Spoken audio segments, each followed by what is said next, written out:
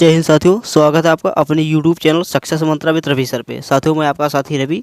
साथियों, आज हम आपके लिए एसएससी, यूपीपी एवं आरपीएफ कांस्टेबल से संबंधित कुछ महत्वपूर्ण जीके के प्रश्न लेके आए हैं जो एग्जाम में हूबहू इसी प्रकार से पूछे जाते हैं। तो साथियों, आपसे विनती है कि आप वीडियो को बिना स्किप किए वीडियो को पूरा देखिएगा, क्योंकि साथियों जितने प्रश्न हैं काफ़ी इंपॉर्टेंट है। और हाँ, आपसे विनती है कि अगर आप चैनल पर नए हैं तो प्लीज़ आप चैनल को सब्सक्राइब करके बेल आइकन को ऑन कर लीजिए, क्योंकि साथियों इस चैनल पर डेली इसी तरह के वीडियोज आते रहते हैं जो आपके एग्जाम के लिए काफ़ी हेल्पफुल साबित होती है।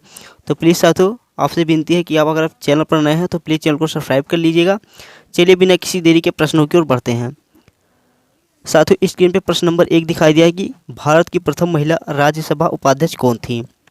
साथियों, प्रश्न की भारत की प्रथम महिला राज्यसभा उपाध्यक्ष कौन थी। ऑप्शन नंबर ए Radhabai Subbarayan, option number B violet Alva, option number सी सरोजिनी नायडू और ऑप्शन नंबर डी इनमें से कोई नहीं। तो साथियों, इस प्रश्न का सही उत्तर क्या होगा कि भारत की पहली महिला राज्यसभा उपाध्यक्ष कौन थी। तो साथियों, ऑप्शन नंबर बी इसका सही है, वायलेट अल्वा। साथियों, वायलेट अल्वा भारत की प्रथम महिला राज्यसभा उपाध्यक्ष थी। तो ऑप्शन नंबर बी साथियों इसका सही उत्तर है। चलिए अगले प्रश्न की ओर बढ़ते हैं। प्रश्न नंबर 2 है साथियों, बहुत ही बढ़िया प्रश्न है कि चंद्रमा की सतह पर उतरने वाला पहला अंतरिक्ष यात्री कौन था। साथियों, प्रश्न की चंद्रमा की सतह पर उतरने वाला पहला अंतरिक्ष यात्री कौन था। तो साथियों, चंद्रमा की सतह पर उतरने वाला प्रथम अंतरिक्ष यात्री कौन था। Option number A Yuri Gagarin, option number B Kalpana Chawla, option number C Neil Armstrong और ऑप्शन नंबर डी इनमें से कोई नहीं। साथियों, चंद्रमा की सतह पर उतरने वाला पहला अंतरिक्ष यात्री कौन था। तो ऑप्शन नंबर सी साथियों नील आर्मस्ट्रांग इसका सही उत्तर है। साथियों, चंद्रमा की सतह पर उतरने वाला पहला अंतरिक्ष यात्री नील आर्मस्ट्रांग थे।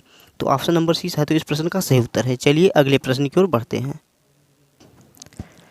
साथियों, स्क्रीन पे प्रश्न नंबर 3 दिखाई दिया है कि राज्यपाल का वेतन भत्ता किस कोष से आता है। काफ़ी इंपॉर्टेंट प्रश्न है साथियों, बहुत ही इंपॉर्टेंट प्रश्न, वेरी इंपॉर्टेंट प्रश्न है कि राज्यपाल का वेतन भत्ता किस कोष से आता है।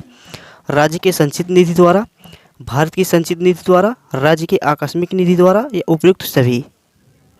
तो साथियों, आर्टिकल 202(3) के तहत साथियों राज्य की संचित निधि के द्वारा साथियों राज्यपाल का वेतन भत्ता आता है। तो साथियों, इस प्रश्न का सही उत्तर क्या होगा। ऑप्शन नंबर ए साथियों राज्य के संचित निधि द्वारा। साथियों, आर्टिकल नंबर 202 के 3 में लिखा गया है। साथियों, आर्टिकल नंबर 202 के 3 में है कि राज्यपाल का वेतन भत्ता राज्य के संचित निधि द्वारा आता है। तो काफ़ी बढ़िया प्रश्न था साथियों, राज्यपाल का वेतन भत्ता किस कोष से आता है। तो राज्य के संचित निधि द्वारा आता है। चलिए अगले प्रश्न की ओर बढ़ते हैं और साथियों साथ ही राज्यपाल के बारे में जान लेते हैं। साथियों, राज्यपाल की उपलब्धियों विशेषाधिकार के बारे में जान लेते हैं। साथियों, संविधान के अनुच्छेद 153 में राज्यपाल का उल्लेख किया गया है। साथियों, संविधान के किस अनुच्छेद में। तो 153 में राज्यपाल का उल्लेख किया गया है, जिसमें कहा गया है कि प्रत्येक राज्य के लिए एक राज्यपाल होगा। लेकिन 7वें संविधान संशोधन के द्वारा संविधान में यह भी जोड़ा गया है कि एक व्यक्ति एक ही समय 2 या 2 से अधिक राज्यों का राज्यपाल भी रह सकता है। साथियों, ये बहुत ही इंपॉर्टेंट पॉइंट है कि 7वें संविधान संशोधन के द्वारा संविधान में यह जोड़ा गया कि एक व्यक्ति एक ही समय में 2 या 2 से अधिक राज्यों का राज्यपाल भी रह सकता है। जैसा हम वर्तमान में देखते हैं कि कुछ राज्यों के राज्यपाल 2 राज्यों के राज्यपाल भी होते हैं, जैसे कुछ राज्यपाल 2 राज्यों के राज्यपाल भी होते हैं। और राज्यपाल की नियुक्ति भारत का राष्ट्रपति करता है। राज्यपाल का कार्यकाल केवल 5 वर्ष की अवधि के लिए होता है। साथियों, इसका कार्यकाल कितने वर्ष के लिए होता है। तो साथियों, राज्यपाल का कार्यकाल 5 वर्षों की अवधि के लिए होता है।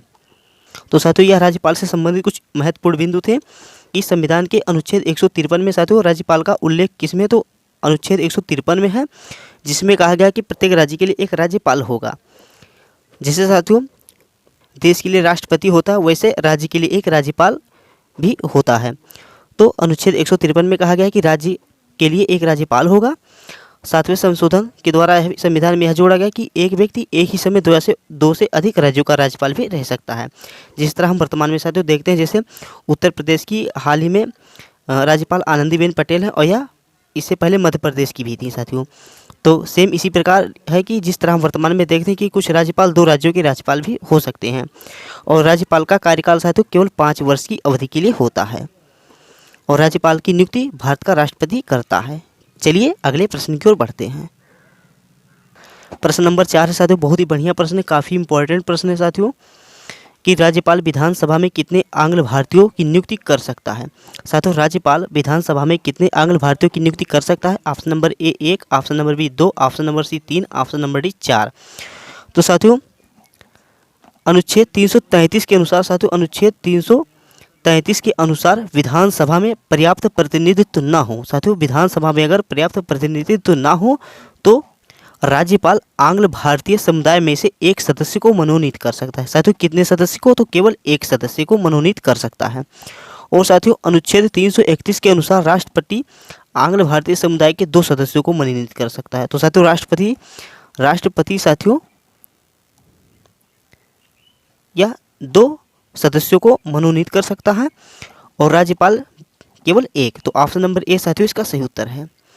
साथियों यदि अनुच्छेद 333 के अनुसार विधानसभा में पर्याप्त प्रतिनिधित्व न हो तो राज्यपाल आंग्ल भारतीय समुदाय में से एक सदस्य को मनोनीत कर सकता है। तो इस प्रश्न का सही उत्तर होगा ऑप्शन नंबर ए 1।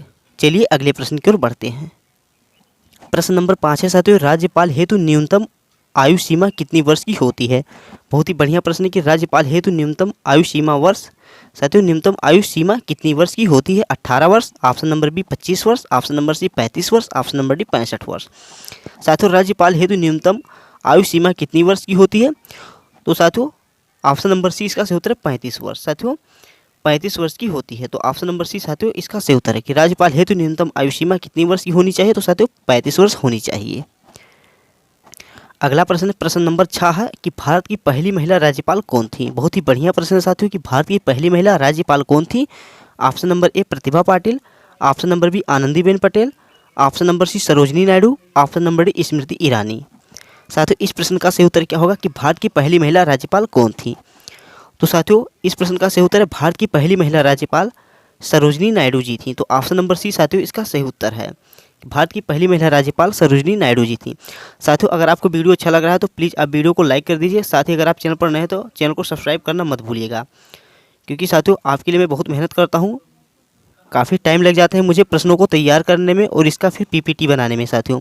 तो प्लीज़ साथियों जो आपके लिए मेहनत करता हूँ इस मेहनत को मेरी बेकार मत जाने दीजिए। प्लीज़ आप मेरे चैनल को सब्सक्राइब कर लीजिए और साथियों इस वीडियो का लिंक अपने दोस्तों के साथ शेयर जरूर कीजिए। और साथियों हाँ अगर वीडियो में हमसे कहीं पे कोई गलती हुई हो तो मुझे अपना छोटा भाई समझ के माफ़ कर दीजिएगा। चलिए हम प्रश्न नंबर 7 की ओर बढ़ते हैं। प्रश्न नंबर 7 है साथियों, किसने पाटलिपुत्र को पोलीब्रोथ कहा था? साथियों प्रश्न है कि किसने पाटलिपुत्र को पोलीब्रोथ कहा था? Option number A Strabo, option number B Megasthenes, option number C Arrian, option number D Plutarch. साथियों किसने पाटलिपुत्र को पोलीब्रोथ कहा था? तो साथियों ऑप्शन नंबर बी इसका सही उत्तर है। मेगास्थनीज ने पाटलिपुत्र को पोलीब्रोथ कहा था। तो ऑप्शन नंबर बी साथियों इसका सही उत्तर है। साथियों मेगास्थनीज ने साथियों पाटलिपुत्र को पोलीब्रोथ कहा था। ऑप्शन नंबर बी इसका सही उत्तर है। चलिए अगले प्रश्न की ओर बढ़ते हैं।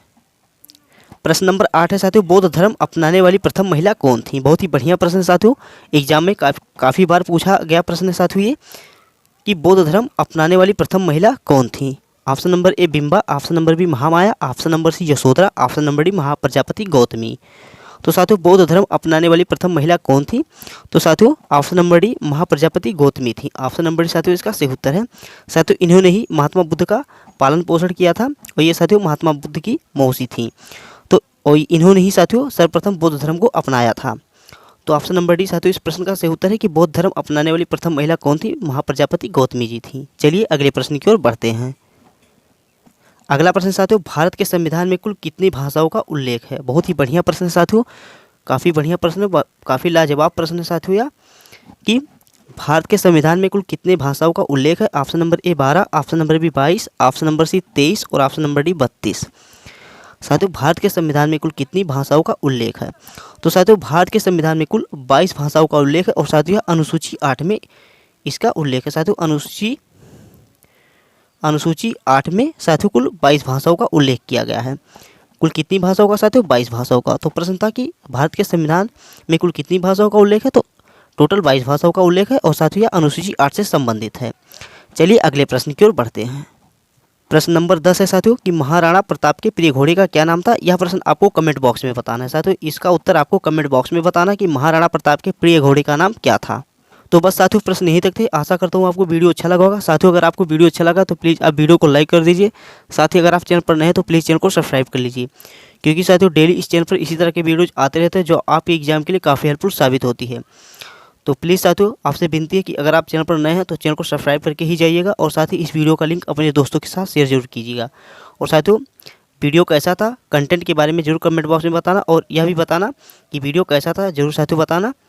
तो चलिए साथियों, मिलते हैं किसी अगले वीडियो में किसी अच्छी टॉपिक के साथ, बेहतर से बेहतर कंटेंट के साथ। तब तक के लिए जय हिंद, जय भारत, वंदे मातरम।